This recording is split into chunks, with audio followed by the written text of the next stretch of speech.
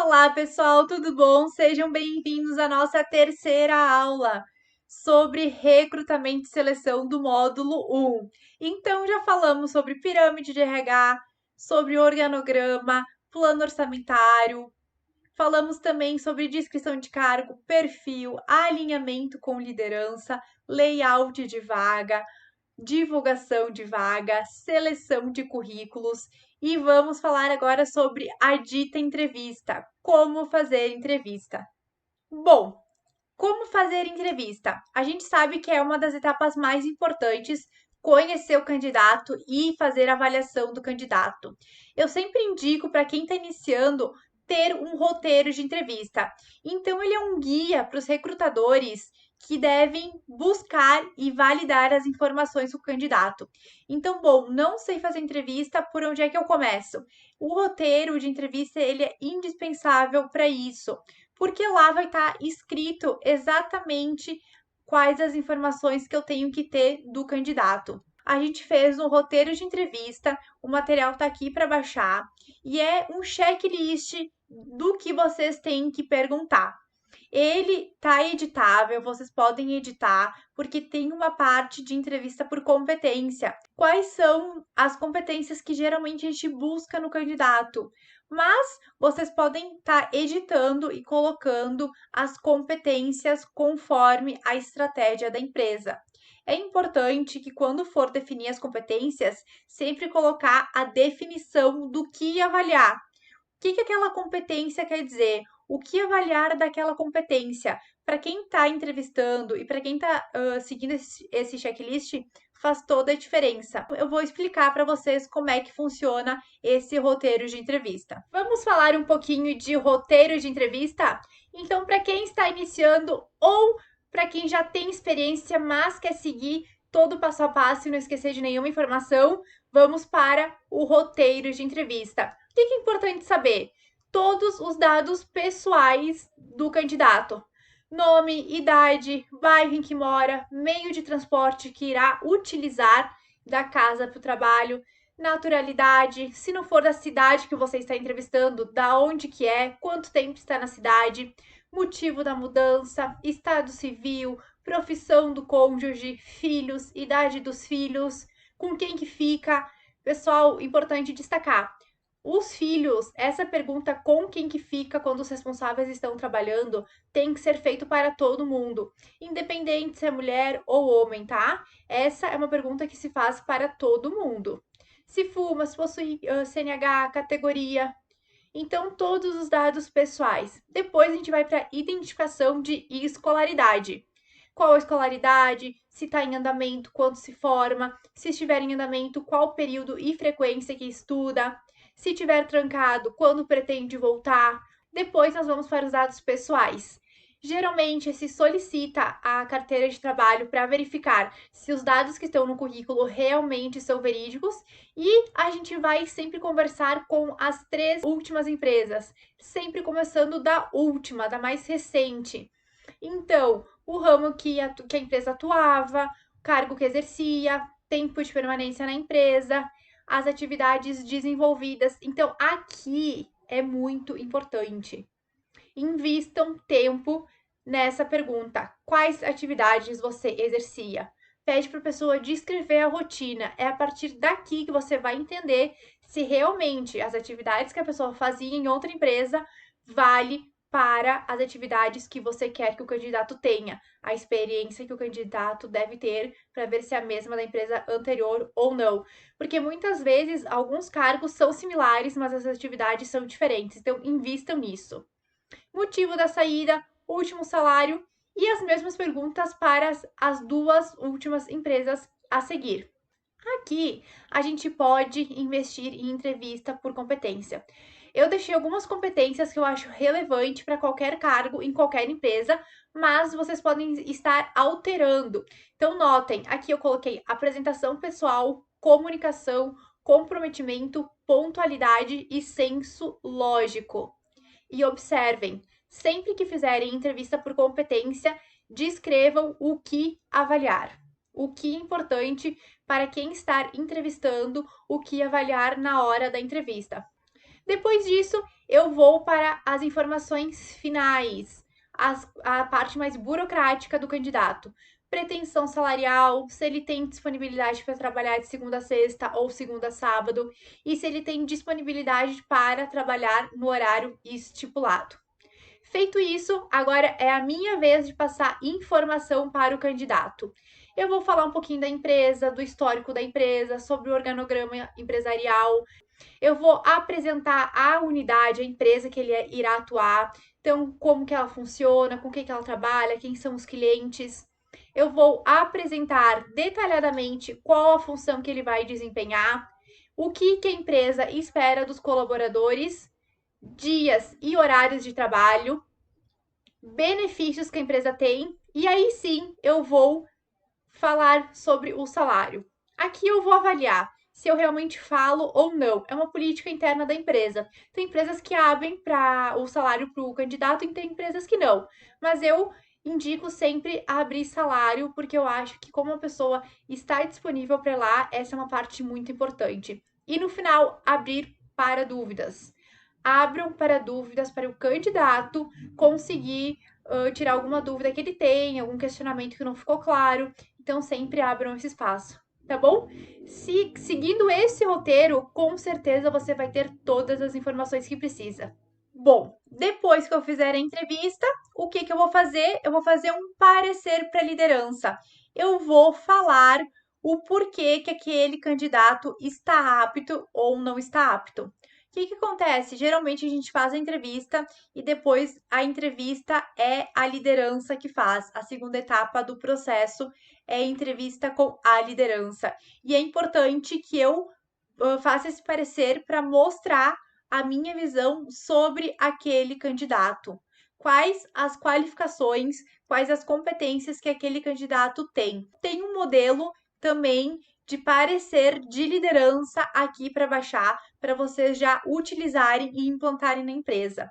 E eu vou explicar para vocês agora como é que funciona esse parecer.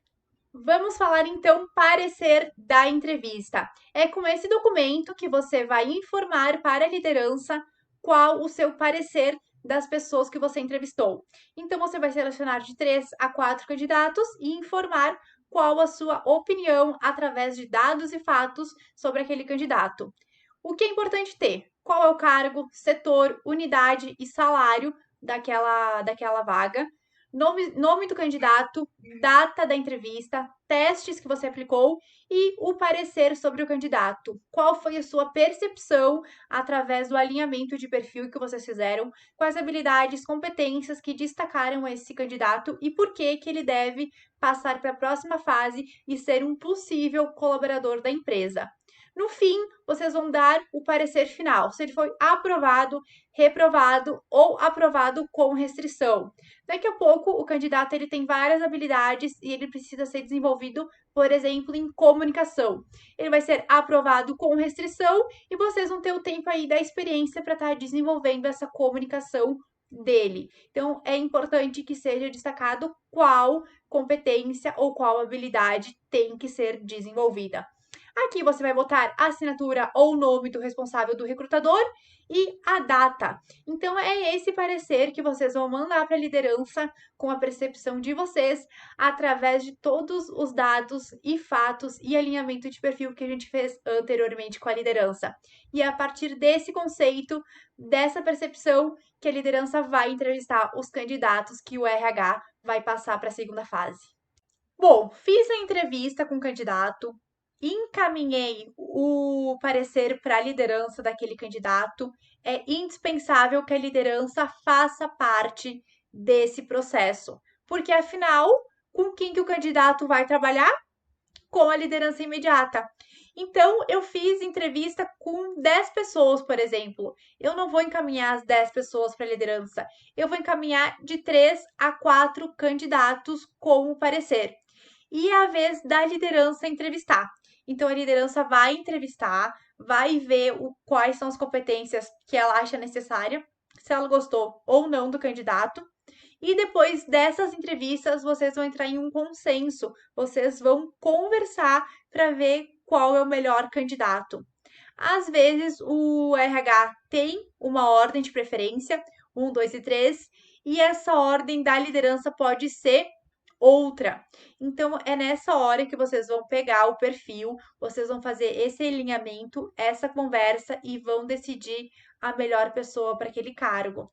É importante que ambos entrem em um consenso para que essa definição seja a melhor para a empresa, seja a melhor pessoa que irá desenvolver aquela atividade com as competências e habilidades, tanto técnicas quanto comportamentais necessárias. É importante ressaltar que existem empresas que solicitam que o colega de setor também entreviste.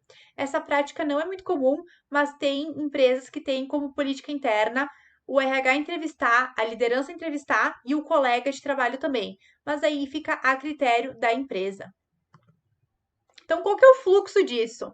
Entrevista com RH, aplicação de teste, pode ser teste psicológico, pode ser teste de averiguação técnica de aprendizagem, teste comportamental também pode ser feito. Aqui vai variar de empresa para empresa. Então, entrevista com RH, aplicação de teste, entrevista com o gestor da área, e daí temos duas opções: ou a gente fecha a vaga direto, ou existem ainda cargos ou empresas que querem que a direção entreviste. Então também vai ficar muito a critério do RH. Mas geralmente é o RH, aplica teste, entrevista com o gestor da área e o fechamento de vaga. Quando é cargo de liderança, 99% de chance que a direção queira entrevistar. Até porque a direção vai ser o líder imediato daquela liderança, né, de alto escalão. Perfeito! E escolhemos o candidato, vamos dar a devolutiva. Pessoal, anotem. Importante dar a devolutiva positiva, óbvio, falando que o candidato está contratado, mas nunca deixem de dar a devolutiva negativa. A gente precisa entender que processo em RH é importante, mas a gente não pode esquecer de humanização. A gente trabalha com pessoas. A gente cria expectativa no candidato a partir do anúncio da vaga. E imagina quando a gente chama para entrevista. Imagina quando essa pessoa faz entrevista com a liderança, ela chega na última etapa. A gente não precisa dar daqui a pouco, não, Rafa, não tem tempo de dar devolutiva 1 a 1. Existem outras opções. A gente pode estar dando devolutiva através de WhatsApp, a gente pode estar dando devolutiva através de e-mail, a gente pode ligar, ou, atualmente muito comum, emitir um comunicado nas redes sociais da empresa. O que eu particularmente indico a fazer? Eu gosto muito, na hora da entrevista, falar as etapas do processo seletivo e falar a frase: olha, fulano, se eu não entrar em contato contigo até dia tal, é porque o seu currículo não foi selecionado, o seu perfil não passou para a próxima fase. Eu já estou dando uma pré-devolutiva para ele.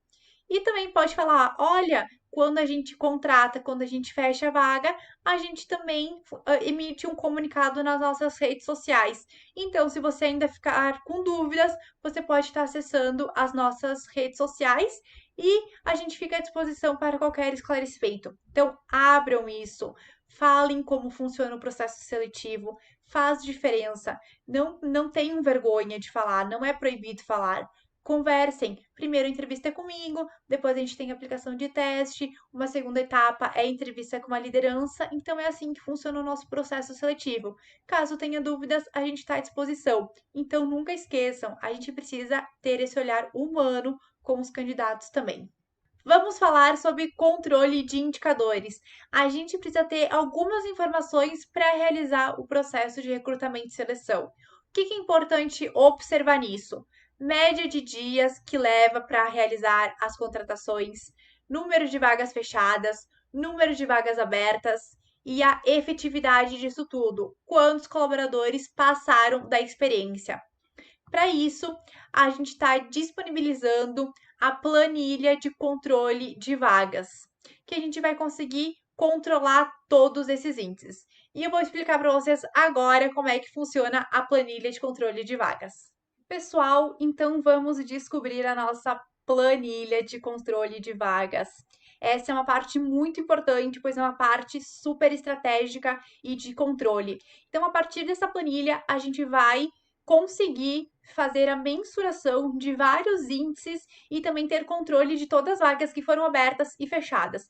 Então, aqui tem a coluna de unidade, motivo da abertura da vaga, então, se ela é por substituição, se ela é nova vaga, substituição de promovido, substituição de afastado, é importante que seja preenchida corretamente para que a gente consiga identificar posteriormente quem a substituiu.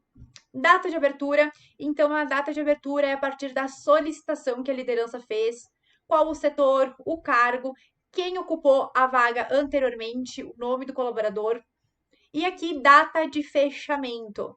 Lembrando, a data de fechamento é o dia que a gente deu o retorno para o candidato. Ligou para o candidato e disse: você está aprovado. Essa é a data de fechamento. Depois a gente coloca aqui a data de admissão do colaborador, quem é o novo ocupante e a origem desse novo ocupante, se foi admissão ou se foi promoção e alguma outra observação. Vocês vão perceber que aqui a coluna de tempo é os dias que você levou para fechar a vaga, da abertura até o fechamento. Quando ficar mais de 30 dias, vai ficar vermelho. E tudo que for menos de 30 dias vai ficar verde. Então, nesse exemplo, a primeira vaga, a gente demorou 14 dias para fechar a vaga. E na segunda, a gente demorou 34 dias. Então, é importante prestar atenção nisso, tá bom? Vocês podem perceber que também existe uma aba chamada número de vagas abertas. Esse indicador ele demonstra o volume de trabalho que a área de recrutamento tem de previsão para o próximo mês, e deixar a gestão também a par dessa demanda.